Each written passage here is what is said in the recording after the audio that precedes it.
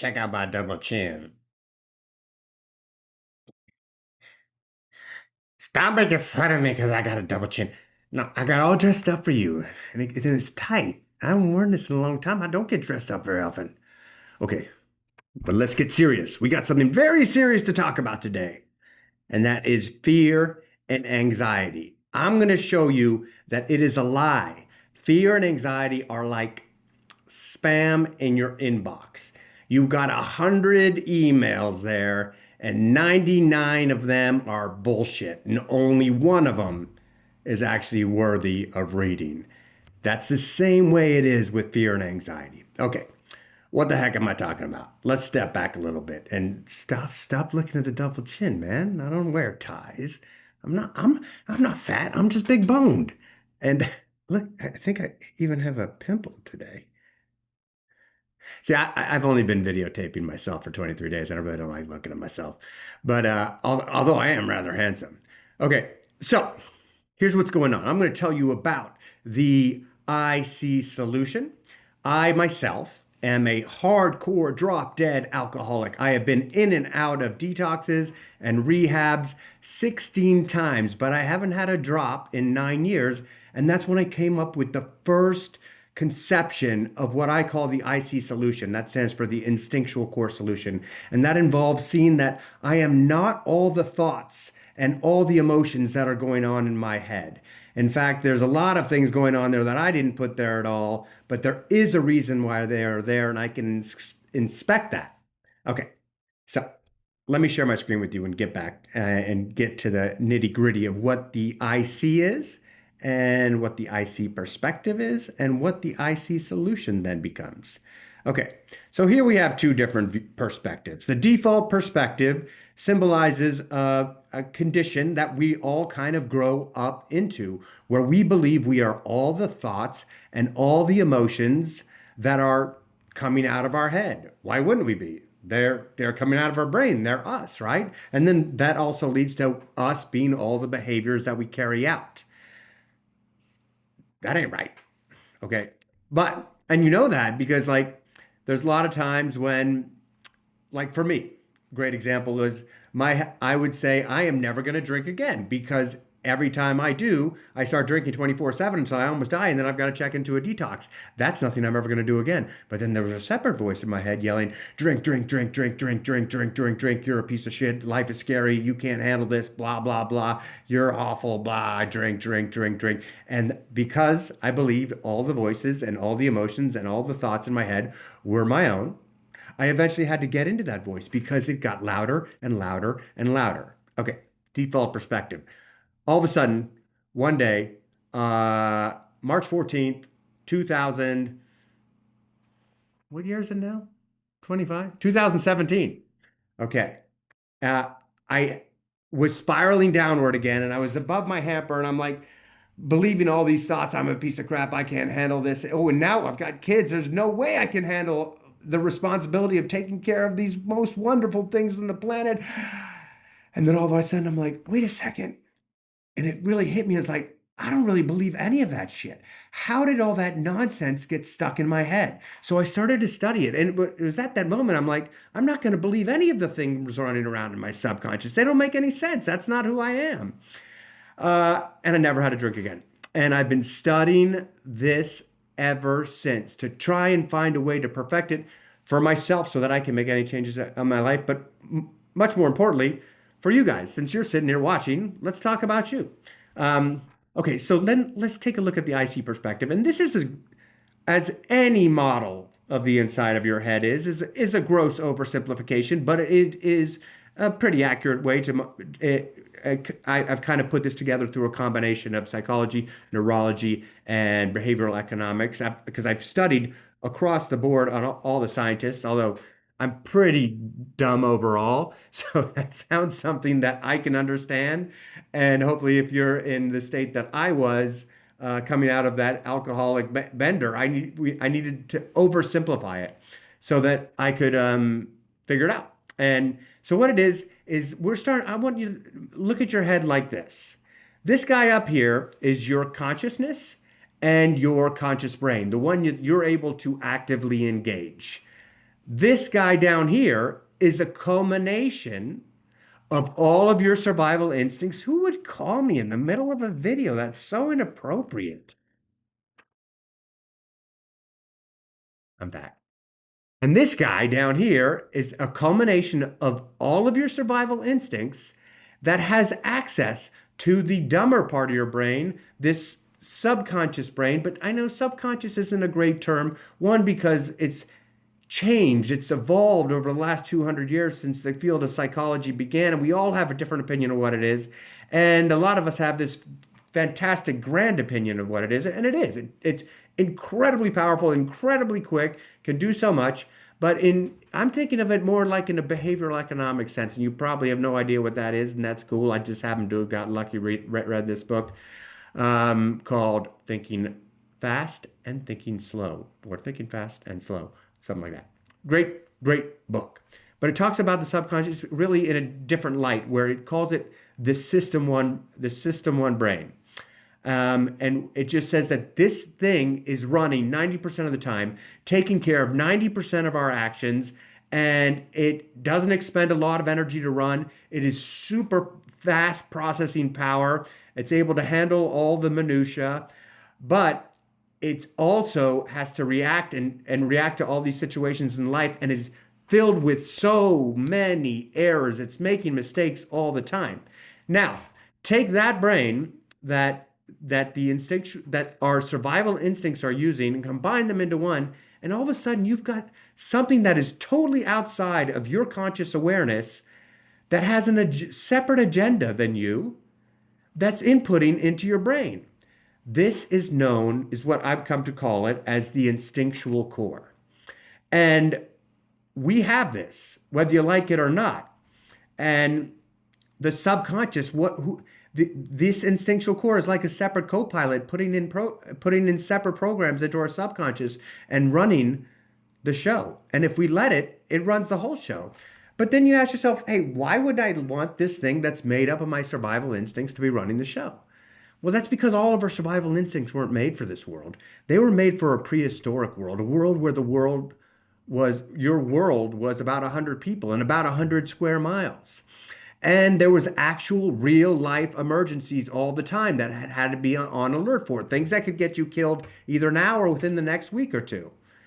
So it saved our species. It got us through all this stuff. But it doesn't, because it uses this dumb system one brain, has no idea how to adapt to this totally different world we live in now. This world of 8 billion people, this world of constant bombardment of media, social media, news, advertisement, and this world where our tribe has now grown from 100 to 8 billion, and this world where we're no longer have to monitor about 100 square miles. We've got to monitor globe, right?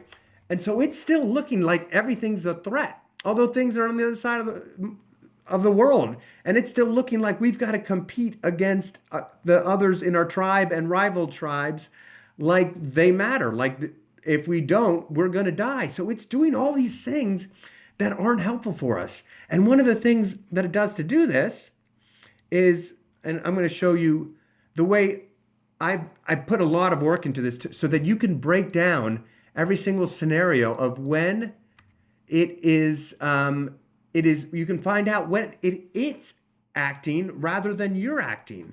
And so this is what I call the Instinctual Core User's Guide. So this is the inside of your brain now, right? And we have the Instinctual Core. We have you up here. Oh, I'm sorry, I didn't mention, most importantly, let me pull back up that spreadsheet.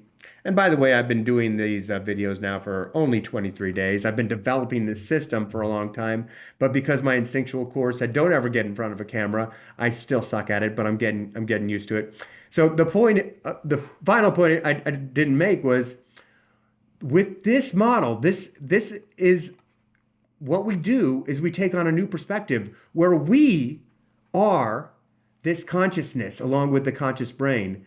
Then there's this vast subconscious brain that we have just a little bit of secondary control over. And then there is the instinctual core. That is a completely separate, intelligent entity, although not that intelligent, a completely separate intelligence with inside our brain. It's like, and this becomes such a huge advantage. And when you're trying to make change, because no longer are you all the thoughts and are you all the emotions that are going on in your head. There's a separate thing in there. There's a separate living entity with a separate agenda that is messing things up. But when you learn that you're allowed to separate from it and start to inspect what it's doing, you gain so much power.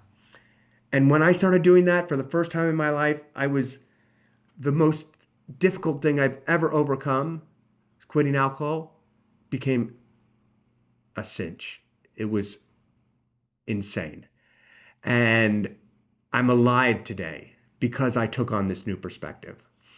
If you've been trying a lot of things to try to make real world change in your life, I suggest you come and give this a try. Try out this new perspective.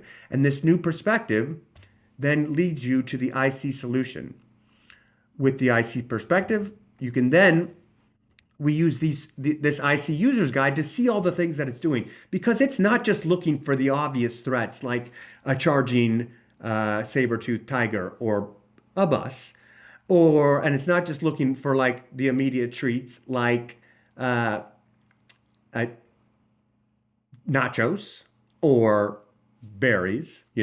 Back in the good old days, the things that were delicious were actually the things that saved our lives. Now, that's a total lie.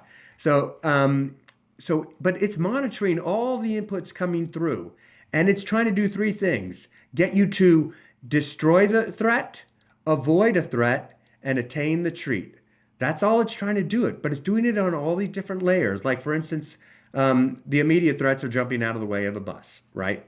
The physiological involves like, hey, I'm going to send you hunger in the form of cravings to get you to attain the treat.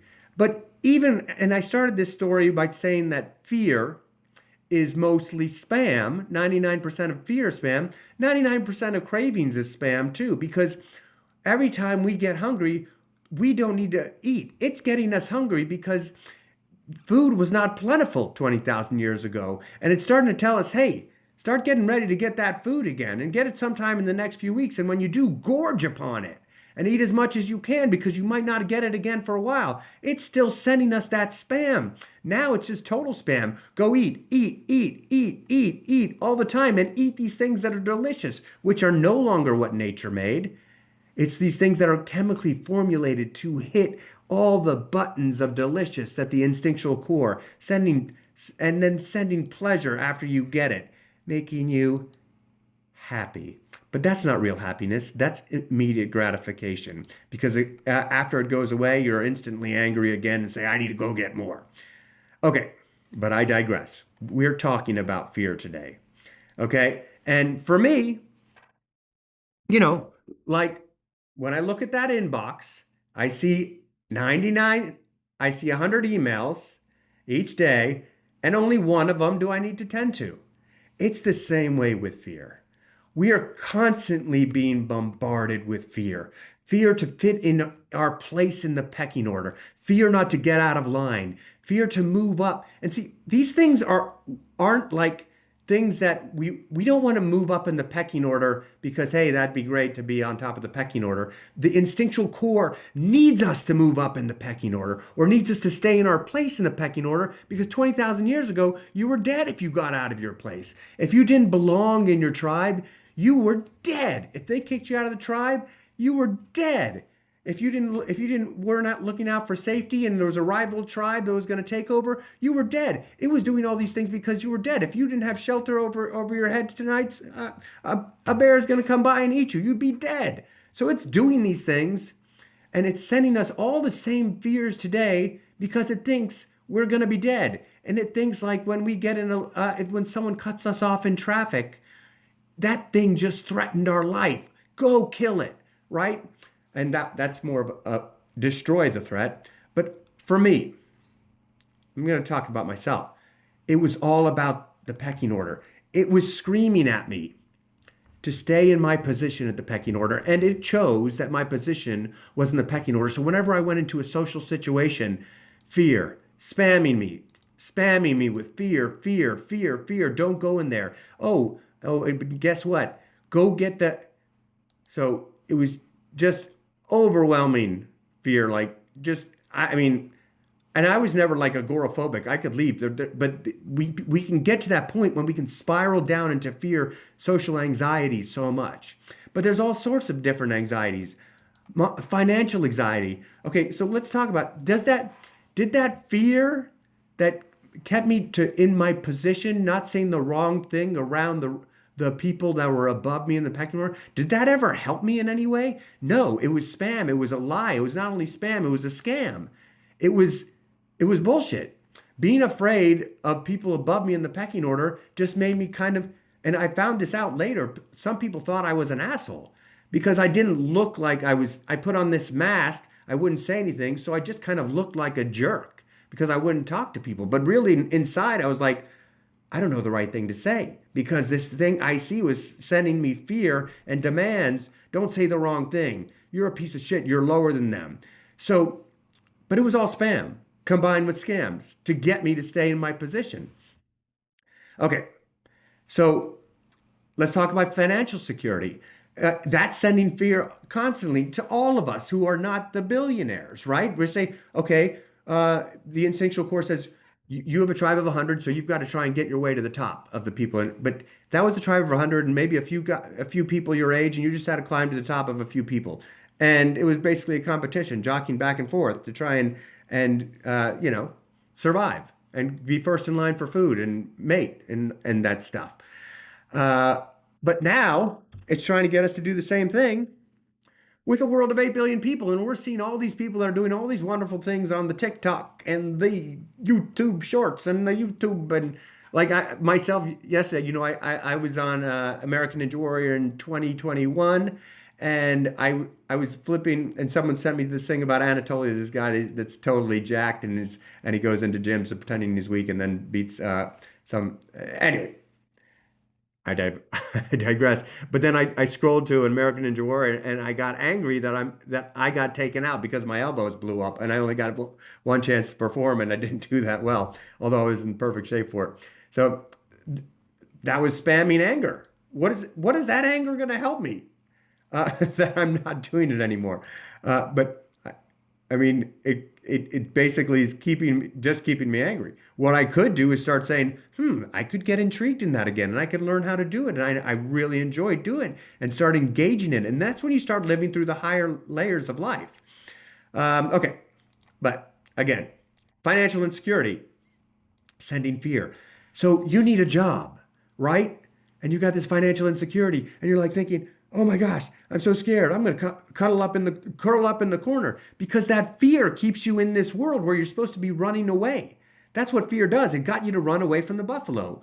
But fear doesn't get you to read, to get online, find out where jobs are, and get totally intrigued and start appreciating all the possibilities for jobs out there and engaging in them. Rather, fear keeps you in a loop where you can only have one or two thoughts at a time because the fear is so overwhelming, it's cluttering your brain, and the instinctual core is only smart enough to go think one or two thoughts. Well, if you work in up here and start planning and doing all these wonderful things, you could actually start looking for a job in happiness. So fear, financial security, and I can go all up and down, but I think I've got the point across. Fear and anxiety, and what anxiety is just a different form of fear. It's rather than fear is a form of an immediate something, the bus about to hit you. Well, anxiety is just a fear of a future something, a fear of a thought, a fear of what might happen. And because we've got these great brains that can count out 1,000 steps, it says, well, if I don't have a job, I'm going to lose my home, I'm going to lose my kids, I'm going to lose my food, I'm going to sit on a bench, and I'm going to starve, and I'm going to die. It moves out 84 steps, and it always looks at the worst possible outcome and starts sending fear. It's spam. It's a lie. It's counterproductive, and it sucks. And you're allowed to start saying, I don't accept you anymore, fear. I'm going to start living up here.